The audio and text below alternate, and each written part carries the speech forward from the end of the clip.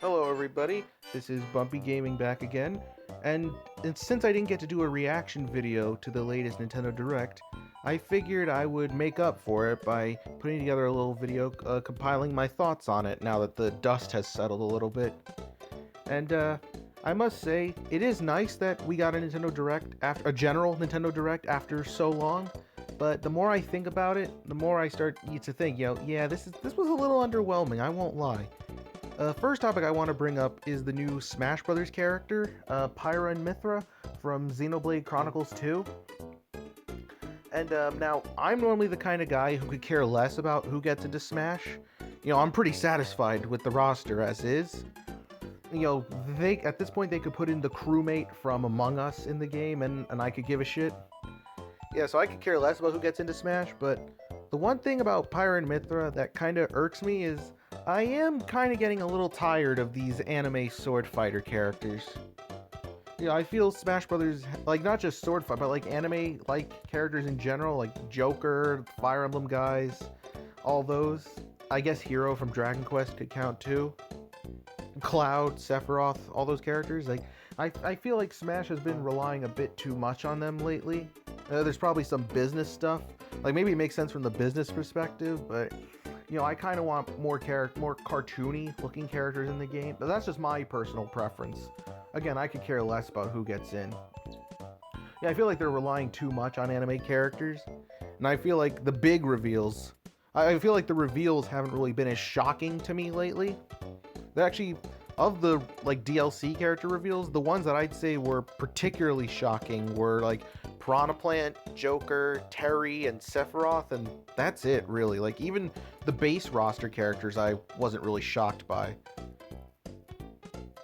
Yeah, I feel like, I feel like Smash 4 had a bunch of surprise characters in there. I don't really get that with Ultimate, because at this point you're pretty much expecting, like, even Steve, as happy as I was about him being in the game, I kind of figured he was going to get in at some point. Banjo-Kazooie, I was happy about that, but I kind of figured that's something I want to go into in the future, like how Smash reveals aren't really surprising to me anymore.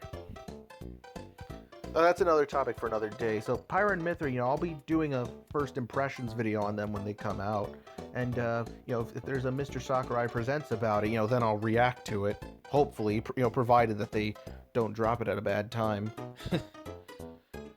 So Pyra and Mythra, yeah, just give me Crash Bandicoot, or anyone really, anyone besides an anime character. I could do, I don't know.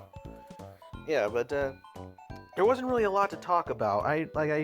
Skyward Sword HD is coming out for the Switch, which is cool and everything for those who are Skyward Sword fans. Oh yeah, that reminds me about Pyra and Mythra.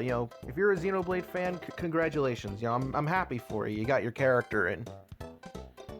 Congrats to the Zelda fans who now get to play Skyward Sword on the Switch. I've actually never played Skyward Sword. I don't even own it on the Wii. Is that game any good? It probably is if they're porting it. A couple things I did find interesting. That new Mario Golf game coming to the Switch, it actually looks really cool. And apparently there's some sort of like racing mode where like you race around the golf course. That actually looks really interesting. I feel it could, really differentiate it from other Mario Golf titles. Well, provided they do it right. I liked Mario Tennis Aces on the Switch, so it's actually one of my favorite multiplayer games on Switch, so who knows, maybe Mario Golf Speed Rush, I think that's what they're calling it. Mario Golf Speed Rush will be, it could be pretty good. It has potential.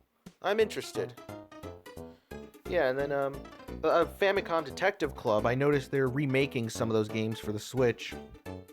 See, that actually intrigues me, because I think the main character of those games, Ayumi Tachibana, I believe she was considered for Smash Melee at one point, and then they just made her into a trophy. I'm just saying, if they're bringing those games to the Switch, I mean, I hate to sound like a conspiracy theorist, but if they're coming to Switch, then maybe we could see Ayumi in Smash Ultimate's DLC at some point. Even maybe as one of the last two fighters, or maybe if they make more fighters past this after the second pass. Yeah, and then actually, there was this one fighting game, the name escapes me at the moment, from EA. And like, I remember the trailer had like all these different art styles. I remember the one that stuck out was like a sprite of a princess. And she stuck out because, you know, it's like a sprite compared to all those other characters, those 3D characters.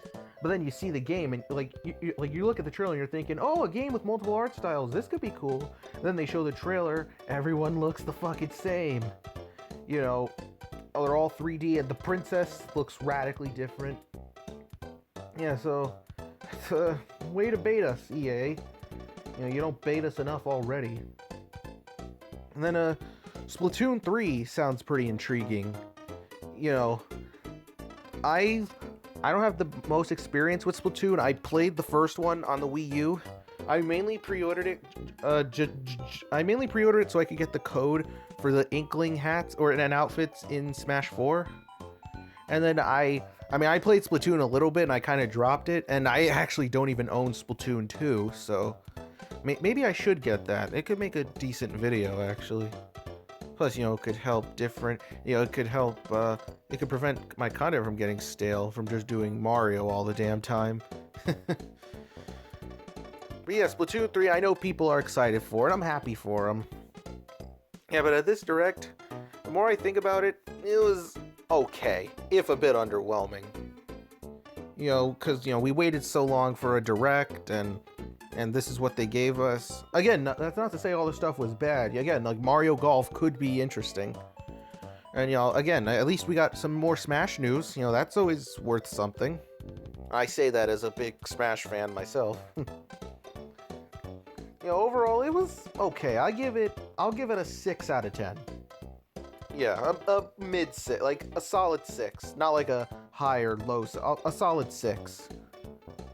You know, I'm just hoping the next one, should they do it soon. Yeah, I hope the next Nintendo Direct,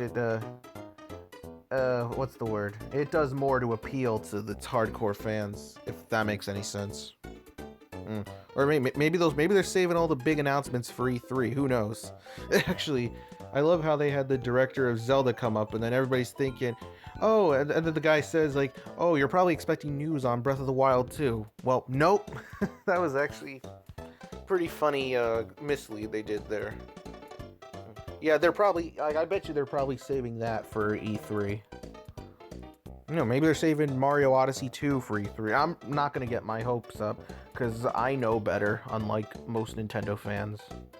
Yeah, you know the ones I'm talking about. Yeah, it wasn't a bad Direct. I feel like most people, because there was a big drought between September of 2019 and now, I feel like because there was such a big drought of Directs, like I feel people set their expectations a little too high.